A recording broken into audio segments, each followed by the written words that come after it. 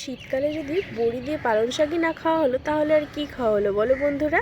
দেখো কি সুন্দর কচি কচি পালং শাক, এগুলো দিয়ে আজকে বড়ি দিয়ে খাওয়া হবে। এই দেখো পালং শাকগুলো ধোয়া হয়ে গেছে, এবার এগুলো কেটে নিচ্ছি।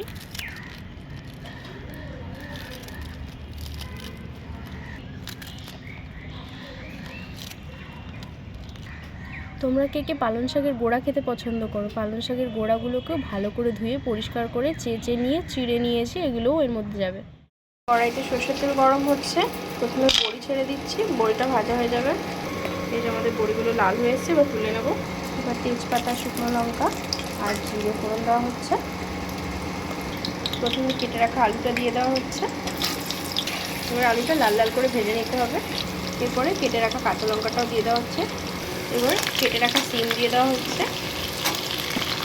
কেটে রাখা বেগুনগুলো দিয়ে দেওয়া হচ্ছে, আর যে মুলগুলো আলাদা করে কেটে রাখা ছিল ওগুলো। সবজিগুলো লাল হয়ে এসছে, এবার পরিমাণ মতো লবণ দিয়ে দেওয়া হচ্ছে আর পরিমাণ মতো হলুদ। এবার দিয়ে দেওয়া হচ্ছে মটরশুঁটি একটু।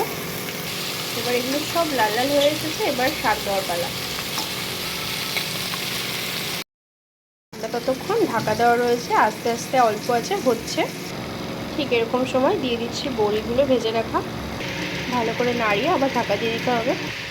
এবার দিয়ে দিচ্ছি অল্প একটু চিনি, আবার ভালো করে নাড়া দিয়ে ঢাকা দিয়ে দিতে হবে। এবার দেখো অনেকটা টেনে এসেছে, এর মধ্যে দিয়ে দিচ্ছি একটু জিরে গুঁড়ো। এবার দিয়ে দিচ্ছি গোলমরিচ গুঁড়ো।